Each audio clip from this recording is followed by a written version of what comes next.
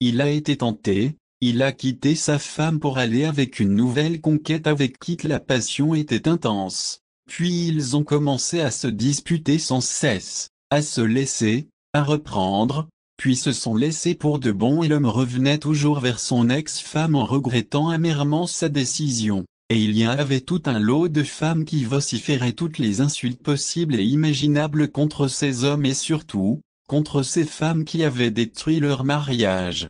Pourquoi est-ce que mon ange m'en faisait lire des histoires comme celle-là?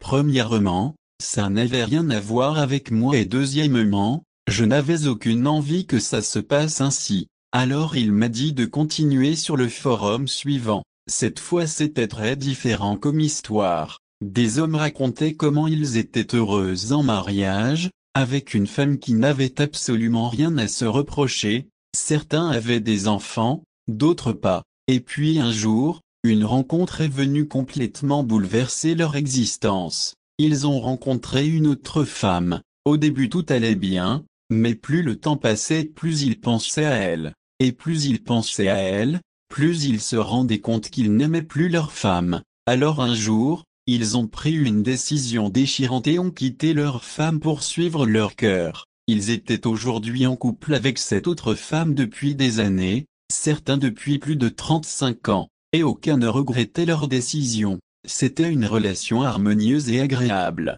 Tout le monde s'entendait bien d'ailleurs, parce que personne n'avait rien fait de mal. Ça semblait presque trop beau. Mais voilà, il y en avait plusieurs histoires comme celle-là. Les différences entre les premières et les deuxièmes sont flagrantes. Les premières sont marquées par la passion. Leur couple n'allait pas bien, leur femme les négligeait, et ils agissaient sur un coup de tête. Puis ils regrettaient. Nous n'avons pas les idées claires lorsque nous traversons une période difficile et il devient facile de rêver à mieux. Mais lorsque tout va bien et que mieux nous arrive, cette fois nous sommes enclins à prendre une décision réfléchie et que nous ne regretterons pas. Cette vérité s'applique pour toute relation amoureuse, mais elle est encore plus importante lorsqu'il s'agit d'âmes jumelles. Personne ne rêve du premier scénario. Alors pourquoi tout faire pour qu'il se réalise? 86. Pour moi, c'était un sujet d'autant plus délicat puisque c'est quelque chose que j'ai toujours refusé.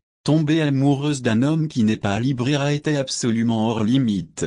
Moralement, je vivais très mal avec cette idée qui allait contre toutes mes valeurs. Donc pour m'aider, mon ange m'a rappelé un proverbe que ma mère me répétait toujours lorsque j'étais adolescente. Si tu aimes quelqu'un, laisse-le partir. S'il te revient, c'est qu'il t'appartient. S'il ne te revient pas, c'est qu'il ne t'a jamais appartenu. Eh bien laisse-le aller et tu verras qu'il te reviendra. Il t'a toujours appartenu, il n'a jamais été à elle. Celle qui est célibataire devra donc simplement se tenir en retrait et attendre patiemment que les choses se mettent en place d'elles-mêmes, que les anges accomplissent leur miracle. En premier lieu, la flamme jumelle qui est en couple a des choses à vivre avec la personne avec qui elle a sans doute des choses à apprendre et à régler. Elle reviendra vers elle lorsque le moment sera parfait. Avant cela, ce serait prématuré et n'ayant pas vécu ce qu'elle avait à vivre avec l'autre, elle pourrait retourner auprès d'elle ou encore avoir ce besoin de terminer ce qu'il ou elle avait commencé ultimement.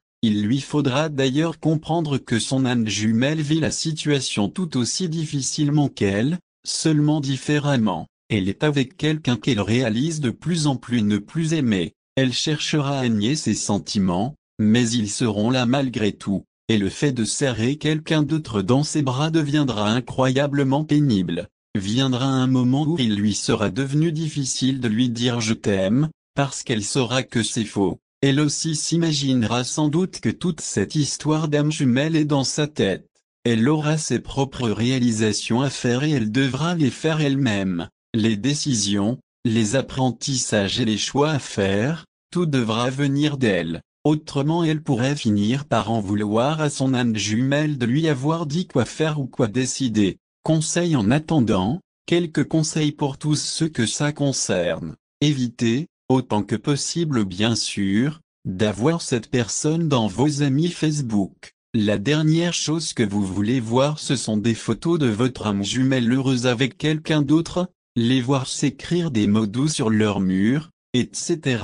Vous avez le droit de vous épargner un tout petit 87. Peut tout de même, avoir la foi est capital dans cette situation. C'est ce qui vous permettra de passer au travers. Et dans les moments difficiles, votre ange gardien saura vous réconforter d'une façon ou d'une autre. Comprenez que cette personne est faite pour vous, c'est vrai, mais elle est aussi la seule et unique à en décider. Donc, tant qu'elle ne vous a pas donné son cœur, il ne vous appartient pas et le vôtre ne lui appartient pas non plus. Donc, vivez votre vie le plus normalement possible, comme si elle n'en faisait pas partie car après tout, c'est le cas. Apprenez donc à vivre au jour le jour. Ne pensez pas à ce qui s'en vient car vous l'ignorez alors c'est inutile d'angoisser à ce niveau. Ne pensez pas à ce qui est passé, car c'est terminé alors ça ne sert à rien de déprimer à ce sujet. Aujourd'hui, en 7 heures, en 7 minutes, c'est la seule chose sur laquelle vous avez un peu de contrôle,